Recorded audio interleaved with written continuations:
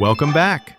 In part 3 of our Getting Started with RSS app series, we'll explore some alternative ways of generating feeds, along with a few advanced tools that give you more control over how your feeds behave.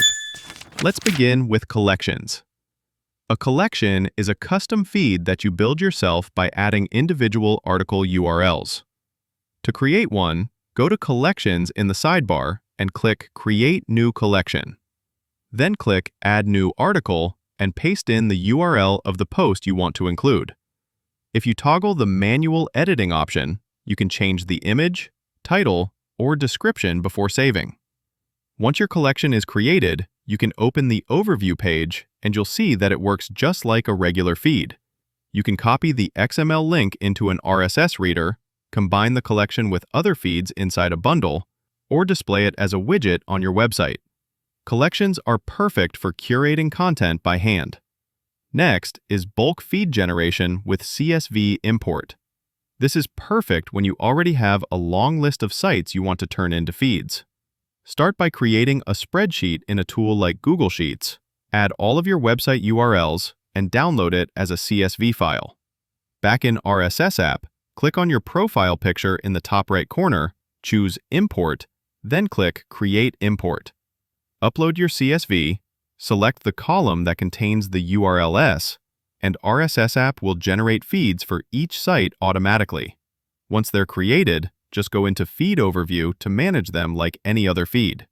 The third option is the Builder, which is designed for sites that can't be parsed by the regular generator. Paste your URL into the Builder, and a preview of the site will load on the right with the controls on the left. Now, the method you use here depends on how unique the site structure is. In many cases, auto mode works. You can simply click on elements of the page, and RSS app will automatically detect the article title, description, and image. But if the site has a non-standard layout, you can switch to manual mode. In manual mode, you get full control by selecting the article container, title, URL, description, image, date, and author fields one by one. As you configure these, look at the Matching Entries section in the Builder controls. It shows you a live preview of which elements are being detected, so you can confirm your setup is working before generating the feed.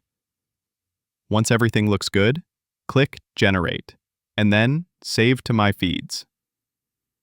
Now let's cover some advanced tools that apply to all feeds, no matter how they're created. One of these is Purge Old Posts. When enabled, this automatically removes posts from your feed if they've been deleted on the original site, so your feed always stays in sync with the source. Another is Export. You can export individual feeds or your entire account into CSV or OPML format.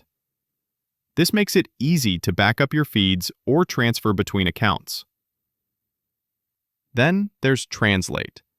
With translation enabled, every post in your feed can be automatically translated into over 30 different languages. Just choose the source language, or let RSS.app detect it automatically, and pick the language you want to translate into. If you want higher quality, you can even connect your DeepL API key for advanced translations. Once translation is enabled, every new post is translated automatically, whether you forward it to Discord, Slack, Telegram, or email, or display it in a widget. In the Widgets tab, you'll find Widget Analytics, which show you how many people have loaded and viewed your widget. This is especially useful if you're publishing feeds on a public website and want to track engagement.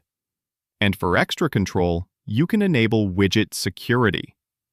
Just click on the settings icon, go to Widget Security, and specify which domains are allowed to load your widget. This way, your widget can't be copied or embedded on sites you don't authorize. That wraps up Part 3. Advanced tools to create, manage, and power up your feeds. Try them out today at RSS.app.